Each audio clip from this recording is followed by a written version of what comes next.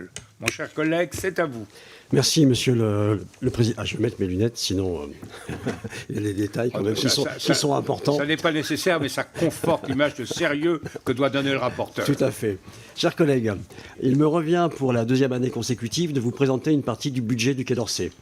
Le programme 105 en ce qui concerne sa composante diplomatique et le programme 151 pour sa composante consulaire. La pandémie mondiale a mis à nu la situation du ministère des Affaires étrangères, comme vient de le souligner notre président, auquel trop d'efforts ont été demandés, avec aujourd'hui un risque de fragilisation durable. Dans ce contexte, le budget pour 2021 avait enfin mis fin à l'hémorragie vieille de 20 ans dont souffrait le ministère. Le budget pour 2022, tout en s'inscrivant dans la continuité du précédent, a une ambition plus structurante. Il s'agit de remédier aux fragilités accumulées depuis des années. Il reflète le fait que le ministre a non seulement réfléchi au monde d'après, mais également à ce que doit être le ministère après cette crise. Les crédits de la mission Action extérieure de l'État, c'est-à-dire les crédits du Quai d'Orsay hors APD, sont restés stables sur toute la durée du quinquennat. En 2022, ils enregistrent une légère hausse de 50 millions pour atteindre 3 milliards d'euros. Le programme 105 porte notamment un effort de rattrapage important sur les soutiens de l'action diplomatique et consulaire qui ont été laissés en déshérence depuis des années. C'est le cas sur le numérique, avec la poursuite d'une stratégie pluriannuelle dont j'avais souligné l'importance l'année dernière. C'est le cas également de la sécurité, avec la poursuite du plan de sécurisation de nos postes face à une menace grandissante. Et c'est le cas sur l'immobilier, sur lequel je reviendrai plus longuement tout à l'heure. Le programme 151 continuera d'appuyer le soutien aux communautés françaises de l'étranger face aux conséquences de la crise. Le plan de soutien exceptionnel que nous avions voté en juillet 2020 a pu connaître un retard à l'allumage, mais sa mise en œuvre est aujourd'hui bien engagée. Chaque mois, ce sont plus d'1 million d'euros qui sont versés aux Français de l'étranger au titre des aides sociales. Le plan de soutien s'est par ailleurs doublé d'un volet dédié à la vaccination et des dizaines de milliers de doses de vaccins ont ainsi été envoyées à travers le réseau. Même si la situation s'améliore en France, la crise continue de produire ses effets dans le monde. Et nous aurions tort de baisser la garde et de diminuer l'aide aux Français en difficulté à l'étranger. C'est pourquoi le budget reconduit les montants votés en 2021 au titre de l'aide à la scolarité et à l'aide sociale. Je souhaite par ailleurs que les 10 millions de crédits d'aide sociale exceptionnels qui n'auront pas été consommés fin 2021 puissent être portés en 2022. J'ai parlé des crédits, je vais maintenant évoquer la question des effectifs. La plus grande surprise de ce budget, c'est la réforme des ressources humaines annoncée par le ministre. La question des RH sera vraisemblablement la grande priorité des prochaines années. Si la crise sanitaire n'a montré qu'une chose, c'est que les efforts demandés au ministère en matière de RH pendant toutes ces années étaient déraisonnables. Et dans ce contexte, nous pouvons nous réjouir d'une bonne nouvelle. Action publique 2022 est arrêtée. Il faut maintenant envisager le rebond, car bon nombre de personnels, je pense en particulier aux secrétaires généraux d'ambassade et aux agents consulaires, sont fatigués et usés par leur charge de travail. Pour faire un premier pas dans la bonne direction, je fais une proposition. Rattacher au Quai d'Orsay de façon pérenne les 90 ETP qui seront affectés à la conduite de la présidence française de l'Union européenne une fois que celle-ci sera terminée. À côté de la question du volume des effectifs, il y a toutes les réflexions qui entourent la gestion des ressources humaines. Vous savez que la réforme de la haute fonction publique a suscité des inquiétudes assez fortes au sein du corps diplomatique. L'objectif de la réforme, qui consiste à renforcer la parité, la diversité et l'ouverture du ministère, me paraît assez peu contestable. Mais je crois, à titre personnel, qu'il faut maintenir un corps diplomatique distinct du reste de la fonction publique de l'État. Être diplomate, ce n'est pas seulement exercer un métier, c'est accepter que ce métier, par toutes les suggestions qu'il comporte, façonne une grande partie de votre vie. C'est d'ailleurs ce que tous nos partenaires ont jugé, y compris ceux qui, comme le Royaume-Uni ou les États-Unis, sont les plus allergiques à la notion de corps. Ceci ne doit pas nous empêcher d'avancer sur d'autres aspects. Par exemple, la coexistence de deux corps de catégorie A au sein du ministère ne me paraît pas justifiée. En parallèle, le Quai d'Orsay a lancé sa propre réforme des ressources humaines. Si elle met de côté la question de corps, cette réforme poursuit peu ou prou les mêmes objectifs. 30 millions d'euros sont ainsi prévus en 2022 pour harmoniser les rémunérations des personnels, renforcer la mobilité et créer une nouvelle école diplomatique et consulaire. Ces mesures RH sont importantes et j'espère qu'elles marquent le début d'une réflexion que le ministère doit poursuivre au cours des prochaines années.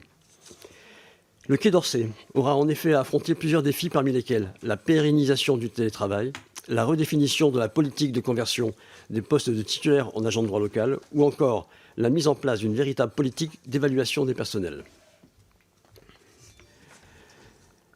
Par ailleurs, je souhaite évoquer un autre sujet auquel j'ai décidé de consacrer ma partie thématique. Il s'agit de l'immobilier, comme l'a dit le Président.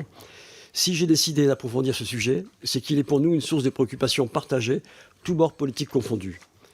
L'année dernière, Christian Hutin avait appelé à élaborer un panorama des besoins immobiliers, ambassade par ambassade, en cours aujourd'hui. Michel Herbillon avait regretté la politique consistant à vendre les bijoux de famille. Et Monsieur le Président, vous aviez vous-même appelé à la fin de cette hémorragie suicidaire et criminelle pour reprendre la force de vos mots.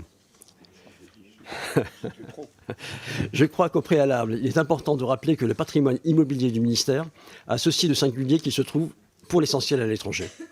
C'est tout à fait logique puisqu'il héberge nos 162 ambassades, nos 210 consulats et tout ce que nous comptons d'établissements culturels et scolaires. Ce parc immobilier a plusieurs caractéristiques avec une seule et même conséquence.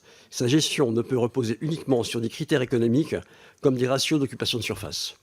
D'abord, ce patrimoine n'est pas seulement un outil de travail et de vie, j'insiste sur et de vie parce que dans certains cas, l'ambassade est le seul lieu de vie dans un pays, c'est aussi un outil diplomatique majeur au service de notre influence. Ensuite, la gestion de ce parc est entravée par des spécificités locales. On ne peut pas gérer nos biens à l'étranger comme on le ferait en France. Je prends par exemple le Palais de France à Istanbul, qui a été construit sur un terrain résultant d'une donation d'un sultan en 450, ce qui fait qu'aujourd'hui, il ne peut pas être vendu. S'il est vendu, l'argent revient automatiquement à la Turquie. On pourrait vouloir le vendre, automatiquement récupérer par la Turquie. Enfin, c'est un patrimoine qui a besoin d'être sécurisé. Or, lorsque l'on construit des emprises capables de résister à des explosions, le coût n'est évidemment pas le même. Malheureusement, le ministère a subi pendant des années une politique immobilière aussi inadaptée qu'insoutenable. Faute d'obtenir les crédits nécessaires, le ministère a dû vendre une partie de son patrimoine pour financer l'entretien et les évolutions d'un parc qui se réduisait comme peau de chagrin. Cette politique a évidemment eu des conséquences néfastes. L'état d'entretien du parc en a énormément souffert. La directrice de l'administration consulaire parle par exemple de délabrement pour évoquer l'état de certains consulats, qui sont souvent la première chose que les étrangers voient de notre pays. C'est dans ce contexte assez déplorable que le ministre a engagé début 2020 un vaste plan de rattrapage sur l'immobilier.